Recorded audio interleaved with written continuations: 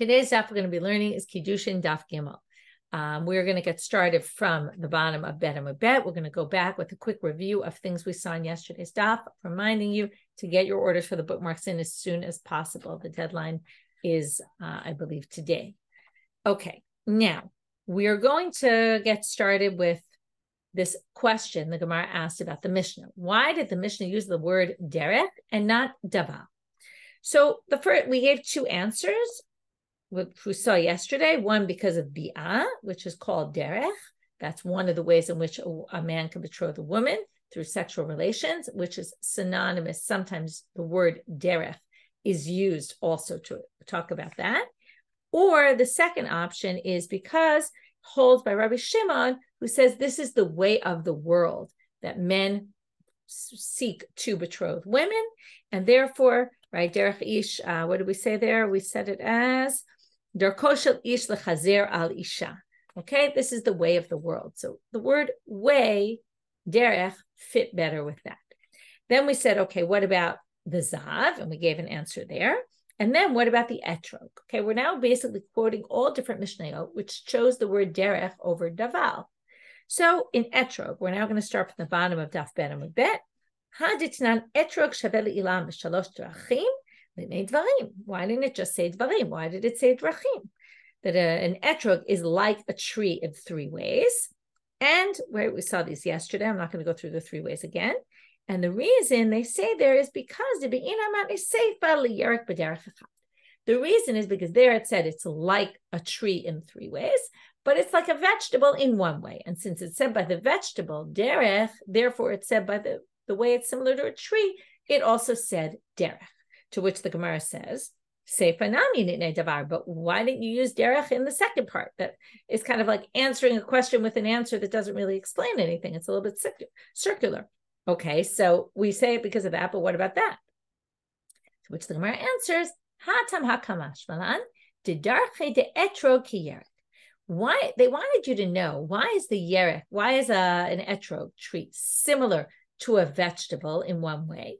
Because the way of an etrog tree, the way it grows or the way it gets irrigated, we'll talk about right now, is similar to the way vegetables get irrigated, get watered. How was this? Ma yerek darko ligadel al kol mayim ubishat lekitato isuro af etrog darko ligadel al kol mayim ubishat lekituto isuro. Well, a vegetable grows not only, this is what it means, al kol mayim, by all water, meaning it's not enough to just get rainwater. Trees generally can function just by rainwater, but vegetables cannot grow just by rainwater, and neither can an etrog tree.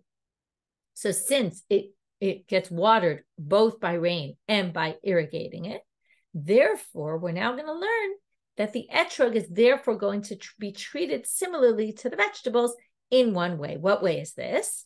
The bishat lekituto isuro. What is this? So maaser is the tithe. There's two types of maaser. There's maaser rishon. There's actually three types: maaser rishon, maaser sheni, and maaser leni. The first maaser is given to the Levites. The second maaser is brought by the owners to Jerusalem. Usually they redeem it on a coin, bring the coin to Jerusalem, buy food in Jerusalem, and eat it in Jerusalem. That's done on years 1, 2, 4, and 5 of the Shemitah cycle. But in years 3 and 6, instead of taking that tithe and bringing it to the temple and eating it, we give it to the poor people. How do we determine what year it is? It's the year, now here it becomes different for trees and vegetables. Trees, it goes by when it budded. So if it budded in year 3, even though it only grew in year 4, it's going to go by year 3, and you're going to give maaser ani to the poor people. But a vegetable goes by when you cut it.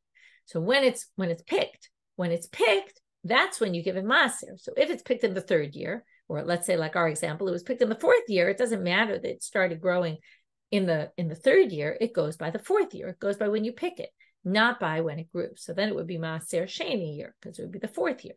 Whereas with the fruits, that same, right, you pick a fruit, it actually is from year 3, and therefore it would go to the poor people. So in that way, etrog is like a vegetable because its derech, its way of growing, is like a vegetable, which is why the word derech was used. Therefore, the rules of that tree are going to be different from the rules of other trees when it comes to Maser, and we're going to go not by when the tree budded, but when it was actually picked. Okay, so we dealt with the Zav, we dealt with the Etrog. Now we have to deal with another two sources. The Haditnan, it says in the Mishnah, Koi yesh bo drachim shaveh lechaya, v'yesh bo drachim shaveh lebeima. We'll stop here for a minute, I'll explain. Koi is an animal that we're not sure how to treat it. Is it a domesticated animal called a behema, or is it an undomesticated animal called a chaya? Now, certain laws are similar for both chayot and behemot. Certain things, they have their own unique rules. Like, for example, you have to cover the blood of an animal. That is a law specifically for chayot and not behemot. Okay, so when you slaughter a chaya, you have to cover the blood. You don't have to do that for a behema. When it comes to the chalev, the forbidden fats are only forbidden for a behema, not for a chaya.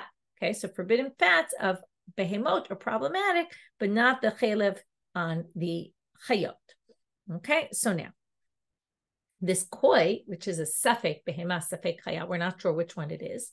So there's certain ways where it's shaveh lechaya, like for example, you have to cover the blood because maybe it's a chaya, and therefore it's like a chaya, but not like an animal, not like a domesticated a behema, not like a domesticated animal.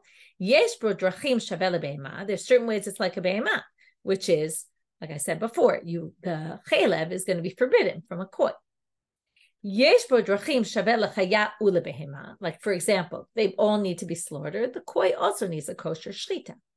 V'yesh bo drachim she'eino shaveh lo lechaya v'lo lebehema. So this is where you can't crossbreed them with animals, and you can't crossbreed them with chayot, with undomesticated animals, because you're not sure which one it is. So therefore, there's a forbidden to laharbia, which means, let's say you can't work two animals together. There are different types of animals, or certain things like that. So that it's treated like new. So what do you notice in this? The content isn't really important. It's the issue of the drachim. Okay, so there's drachim. They use the word drachim here. Nitnei dvarim. Why didn't it say dvarim? There's four things in which, right? It's in this way, right? This way, again, way, davar, derech. It could have used either interchangeably. Vitu. And furthermore, haditnan, this is a review from Gitin, for those who learned it, zo achat min hadrachim sheshavu gitei nashim l'shuchrei abadin. This is one of the ways in which the get of a woman is similar to the emancipation document of a slave, bill of manumission. Now, again, the word drachim is used, to which the Gemara says, again, nitnei dvarim. Why didn't it use the word dvarim? Ella. So now they give a different explanation, which could possibly answer some of our previous ones. Kol hecha deleka plugta tani dvarim. When there's no distinctions made, where it's all the same. This is similar to this in all these ways, and there's no differences. Then, tane dvarim. Then it says, ika plugta, I started with the wrong one, but when there's no differences, that's the next one. Kol hecha deleka plugta tane dvarim. When there's no distinctions made, we go with dvarim. But when there's distinctions to be made, which is ika plugta, then tane drachim. So for example, you have the etrog is like, right? It's like a tree in this way and not right in these ways, and like a vegetable in those ways. That's a distinction. Then they're going to say drachim. Likewise, the koi, some ways like this, some ways like that, we're going to use drachim. The gitei nashim and shuchrei abadim, they're similar in certain ways, but not similar in other ways. We're going to use drachim. Okay, so that explains, and the woman, there's ways that she is, right, we're going to make distinctions. There's ways that she is acquired, and there's ways that she acquires herself back. Now they're going to just further prove it. Daikanami, and then we're going to finish that section. Daikanami de katani seifa, we can further prove it from the case about the etrog. When it talked about the etrog, it said, Rabbi Eliezer Romel, etrog shaveh ilan lechol davar shma mina. Rabbi Eliezer came and disagreed with the opinion that we saw before and said, actually, according to him, the etrog is like a tree in all ways. And notice what it says there, davar. It doesn't say derech. So there you see it. When there's no distinction, it uses the word davar, shma mina. From here, we can infer that this must be the real answer. Okay, so while we gave some answers before, and perhaps those answers work, but right for the zav we saw, for the etrog we had, for the for the betrothal we had, but now we have almost a better answer because it resolves it in all the situations about making these distinctions. Okay, next section. Now we're back to the Mishnah. And the Mishnah had said 3 ways in which a woman is betrothed and 3 ways in which she gets herself back. So, I'm sorry, in 2 ways. So now notice the Mishnah uses numbers for the 3 ways and 2 ways. The Mishnah just could have listed the woman is betrothed by money, a document, or sexual relations. Why did it say I have to give a number to it? The number, now we know Mishnah often give numbers, stylistic, but the Gemara likes to say it must be they gave a number for a reason. They wanted to say 3 and no more. So what were they excluding? So the Gemara asks exactly that question. Minyana deresha l'mi'utemai, minyana deseifa l'mi'utemai. What's the number in the beginning of the Mishnah coming to exclude, and what's the number at the end of the Mishnah coming to exclude? So minyana, and as those are the 2 cases we just saw. The beginning was isha niknet, and the second was isha konat atzma. So minyana deresha l'mi'ute chupa. Chupa is not a method of betrothal. Okay, if they say here, Rashi says, if a imasra la avia lechupa, let's say the father gives the girl, puts her under the chuppah with her future husband, l'shem kiddushin, for the purposes of kiddushin, that is not kiddushin. Okay. Well, the Rav Huna damar chupa koneh mikal v'chomer. Rav Huna, we're going to see this on Daf Hey, so I will leave it for there. But he says you can actually say the chuppah is a way to betroth a woman through a kal v'chomer argument. We'll see that later. L'mi'utemai. So according to his opinion that it is part of the Mishnah, then you have to say this Mishnah is excluding something else. What would it be excluding? L'mi'ute chalipin. What's chalipin?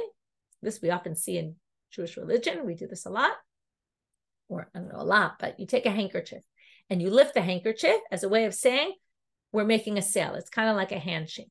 It's a symbolic act of one person passes the handkerchief to the other, or one lifts the handkerchief. One person could just lift a handkerchief, and that's a kinyan chalipin, and it's a way of saying, right, I'm acquiring this. Now, once you do a sale with a kinyan chalipin, the sale is valid. You can't change your mind about it. You can't say, oh, right, let's say I didn't give you the object yet, but we did a kinyan chalipin. It's like a handshake, right? If we did a handshake, that's it. It's done. So you might have thought, right now we're going to see in a minute why you might have thought this, but what they want to say here is the woman is acquired not through a kinyan chalipin. If the husband picks up a handkerchief, a symbolic way of saying I'm betrothing you for the purposes of kiddushin, picks up a handkerchief, or she picks up the handkerchief, then it's not valid. Okay, that's what the 3 ways is to say not chalipin. So either it's to say not chuppah, or if you hold chuppah is part of it, then you're going to say it's not chalipin. Now, why would you think a chalipin would be okay? Well, you might have thought to say, since we learn the gzera shava between ki kach ishisha, which we saw in yesterday's daf, and the kinyan by the field of Ephron, ma sadeh mekanya bechalipin. Since a field, there it was a field he was purchasing. Since a field could be purchased bechalipin, afishanami miknaya bechalipin. Maybe a woman could also be betrothed through chalipin. Hamash malan. Therefore, the Mishnah comes to say a woman is acquired in these 3 ways, not chalipin. To which the Gemara says, ve'emachinami, maybe chalipin does work. To which they answer, no. Chalipin itnihu b'pachot mishaveh pruta, v'isha b'pachot mishaveh pruta lo miknei anash. Chalipin can be done with something like a handkerchief, which maybe isn't even worth the value of a pruta. We talked about the pruta and the shaveh pruta in the Mishnah. Could be a chalipin, could be anything. It doesn't have to have value to it. But a woman can only be acquired with something that's worth the value of a pruta. And therefore, chalipin doesn't work for a woman. And now we're at the top of Amud Bederet. Minyana de Seifa. What is the minyana of the Seifa coming to say? A woman acquires herself in 2 ways, right? Either through a get or if the husband dies. So why do you need a number there of 2 ways? You could have just listed both ways.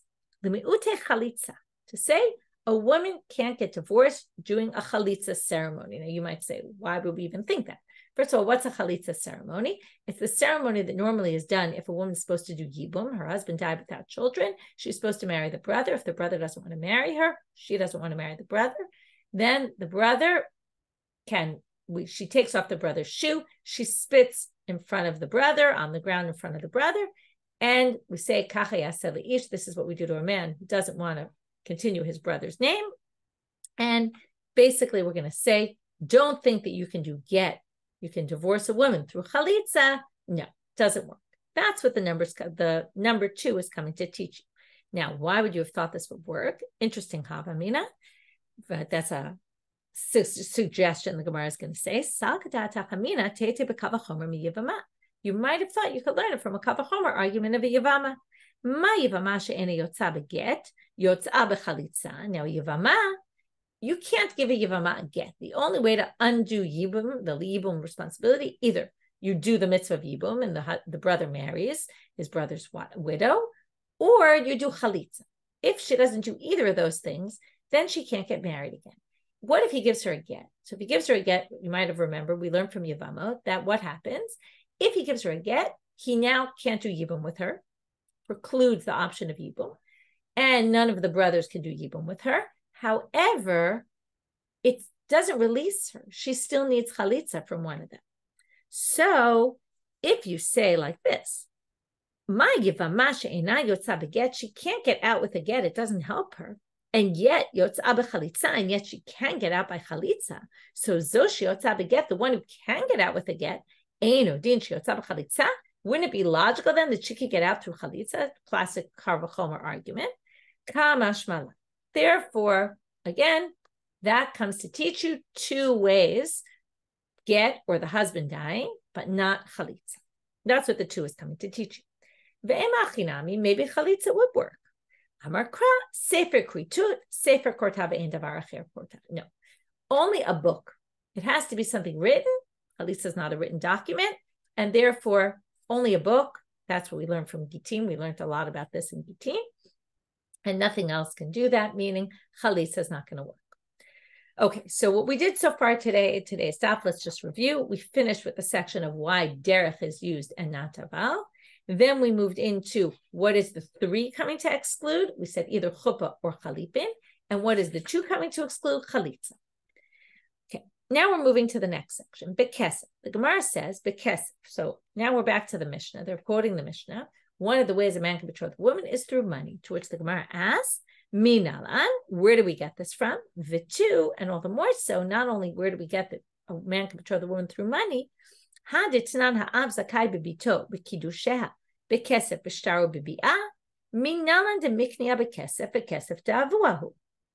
the Mishnah says that there's a Mishnah that says the father, if a father betroths his daughter, he gets, okay, this is something a father can do. We're going to talk about the time periods now. There's a woman, there's a minor when she's until age 12 and has 2 pubic hairs. She's considered a ketana. The father can betroth the daughter on behalf, right? He can accept a betrothal on her behalf.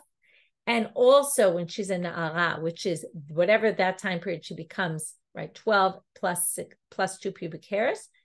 And then she has 6 months where she's considered a na'ara. So all those stages, the father is allowed to basically betroth the daughter. He can do that. And the betrothal will be valid by Torah law. After that, she becomes a Bulgarian, and then she's on her own. So what they want to know here is, it says that the father, in this Mishnah that they're quoting here, it says that the father, okay, this is a Mishnah it's a Mishnah in Ketubot, I guess. I'm not sure where the Mishnah is from. Is it from here? 1 second. I think it's a Mishnah in Ketubot. Yeah, it's a Mishnah in Ketubot that's just quoted here. Yeah, okay. So this Mishnah in Ketubot basically says that the father gets the money of the Kiddushin. So number 1, how do we know that there is Kiddushin bekesef? And number 2, when it says that the father gets the Kiddushin, how do we know that it's bekesef, that it works bekesef? Where do we get it from? And in other words, because there it said the father can do a betrothal, kesef shtar bi'ah, how do we know that it works bekesef? And kesef davuahu.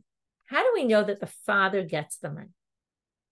To which they answer, Amar Rav Yehuda Amar Rav, de'amar ka, v'yatzah chinam ein kasef. This is about an Amayvriya. This is a Jewish maidservant. She gets sold into slavery. If the father, the master who she gets sold to, or if he wants to marry her, or his son wants to marry her, they can do that. But if he doesn't, when she becomes of age, she goes free. And it says she goes free, ein kasef. There's no money. Okay, meaning she doesn't She doesn't go free for money. She doesn't have to pay her way out. So now they say in that exchange, there's no money. But ein kesef la'adon zeh, there's no money for this master. He doesn't get money when she goes free. Aval yesh kesef la'adon acher. But there must be someone else who does get money, who's a master who gets the money on behalf of this young girl. Who could that be? What case is there someone who gets money? My nihu av. It must be the father. So from there we learn that if a father, it's not exactly clear from here, but what they're saying is, if a father betroths his daughter, he'll get the money on her behalf. That's a case where there is kesef, as opposed to this case where there isn't any money. To which they say, interesting, they're calling the father the adon of, the master of his daughter, which makes sense because she is in his jurisdiction, so he gets the money. Ve'ema lidida, maybe there is money, but maybe it doesn't go to her, maybe it goes to him. I'm sorry, maybe it doesn't go to him, maybe it goes to her. And who's to say the money goes to the father? To which they say, Hachi hashta, why would you even think this? Avia mekabel kiddusha dertiv et biti natati leish hazeh. Okay, this is a section where when somebody claims that the woman wasn't a virgin, when the husband claims the woman wasn't a virgin, it's called a motzi shemra. And it says then the father comes with the sheet with her blood from the first night, and he says, look, and then he goes to the elders and he says to them, et biti natati leish hazeh. I gave my daughter to this person. And he hated her, it goes on to say, and he made up the story about her. It was a lie. Shakla. Now, if he says, I gave my daughter, how could it be that Shakla Kasba, how could it be that she collects the money? It makes no sense, basically. So they're saying, once you're going to say the father can do the Kiddushin, it's obvious the money goes to him. To which they now say, maybe that's only if she's a minor. And she can't accept the money of the Kiddushin because a minor can't really accept money. Right? She's not of age enough to be able to get the money. Aval na'ara, but once she reaches the age of puberty, right, again, in Jewish law, right, 12 years and 6 months, aval na'ara di'ila yad lekabel kiddushin, she's already of age that she could accept the money. Takdish ihi nafsha, maybe she could betroth herself. Vitishko kasba, and she would get the money. So what we're basically saying is, you gave us an answer to the question, how do we know the Kiddushin goes to the father? Right? Kasef says, in Kesef Ladon, there's Kesef for a different one. Who's that? The father. How do we know the father definitely gets the money? Because it says, and obviously then you can't say I gave my daughter and she got the money. It must be he gets the money. But the Gemara says that's a very good answer if she's a minor. But what if she's not a minor? Then maybe she could get her own money. She could do the Kiddushin. She doesn't need the father to do it. And therefore, maybe she should get the money. Okay, and then the Gemara is going to say, no, because Amar Kra, Bin'ureha Beit Avia. This is a pasuk in a totally different context. It's in the context of Hafarat Nidarim. Okay, this is a good review of all the previous Masechtot. We related to Yevamot, we related to Ketubot, we quoted a Mishnah from there, we related to Gitin, and now we're going back to Nidarim, where it says, these are the things between a father and it says a husband and a wife, and a father and a daughter. Bin ureha beit avia, when she is a na'ara in her father's house. What do they learn from here? Kol shevach, and then what it's going to go on to say is that the father can nullify the vows of his daughter, just like a husband can nullify the vows of his wife. To which they say, they learn something else from here. Kol shevach na'urim la'avia.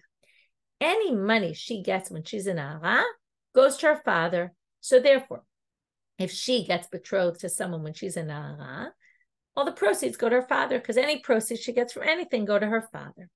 And that's your proof that even, as remember, we said the answer we gave before was only partial, because it only related to a minor. How do you know a na'ara? We learned it from this pasuk. But the Gemara asks, but in a different place, and this isn't going to be a good answer, this Binurei Beit Avia pasuk, because they're going to say that in a different place, Rav Huna says in the name of Rav, how do we know that anything a na'ara makes, anything a daughter makes, the money, the proceeds of anything she works for go to her father? Shneimar, v'chi yimkor, we're back now to someone who sells their daughter into slavery. V'chi yimkor ish et bito la'ama. Now we have in this pasuk, a father selling his daughter to be a slave woman, a maidservant.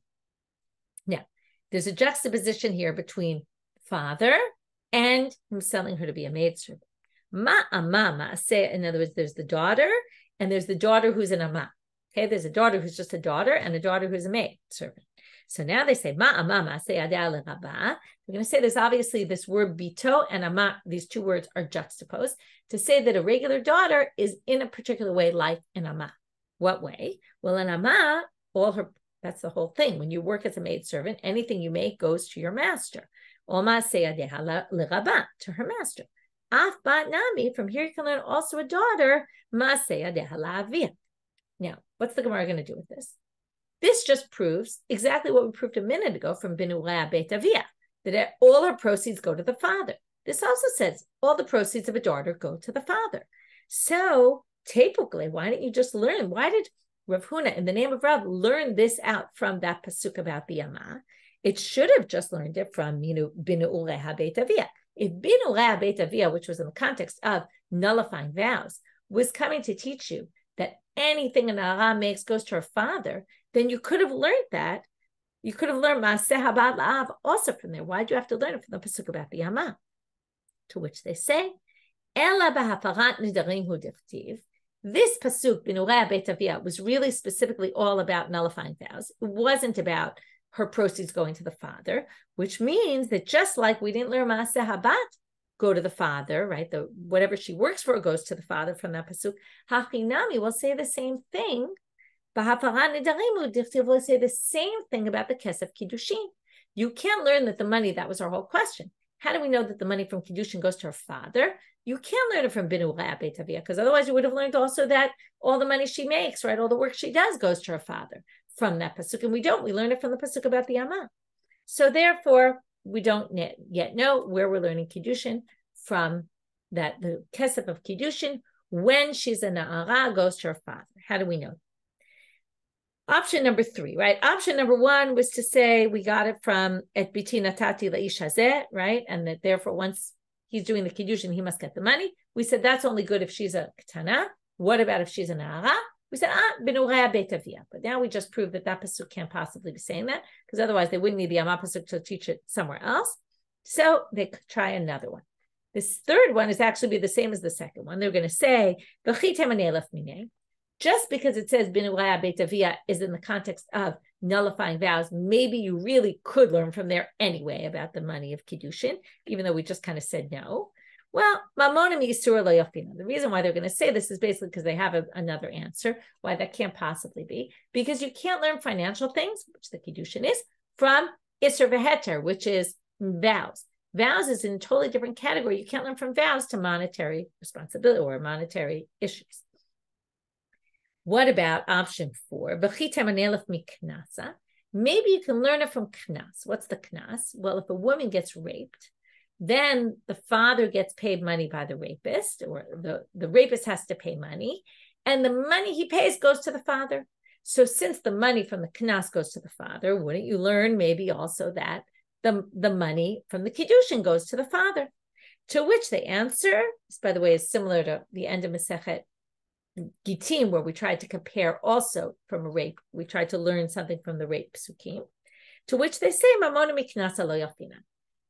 Financial issues of money that's given from one party to another can't be derived from penalties that are like a fine that's given.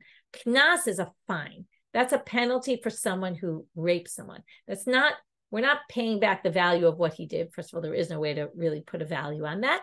It's the penalty we put on him for doing something bad. But you can't learn mammon, which is the husband now acquiring the wife through a financial transaction. Financial transactions can't be learned out from penalties. So we can't learn it from there. That was option 4. Option 5, maybe you could learn it from the parts of the payment of the rapist, which he also has to pay for the embarrassment and the humiliation, from the embarrassment to the woman, and the pagam. The pagam is that ruined her reputation. Okay, so why don't we learn it from there?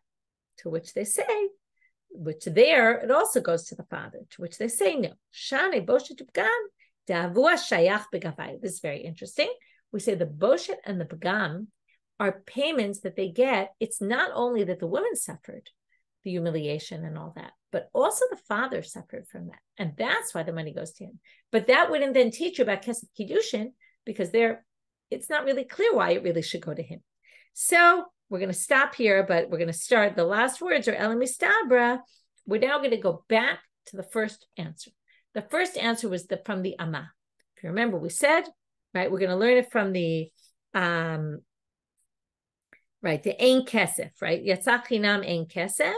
Okay, we're going to say that Yatzah Chinam Ein Kesef La'adon Ze Yesh Kesef La'adon Achir. And who's that? The father. And then even though we said, well, maybe then it would only be a Ketana, not an Ahava.